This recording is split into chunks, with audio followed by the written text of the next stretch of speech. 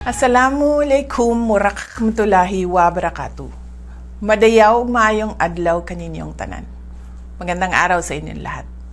Binabati ko ang ating mga kababayan ng isang makabuluhang araw ng mga manggagawa.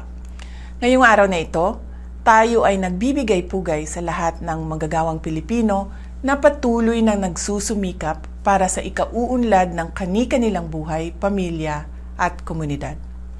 Ako ay sumasaludo sa inyong katatagan, talino at kasipagan na inyong ipinapakita sa inyong kani-kaniyang sektor sa loob man o sa labas ng bansa.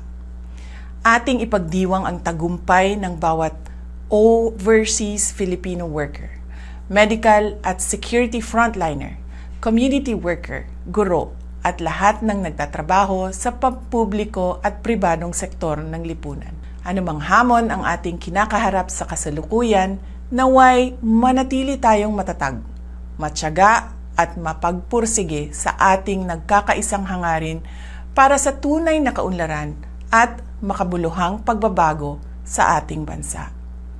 Isang mapagpalang pagdiriwang ng araw ng manggagawa.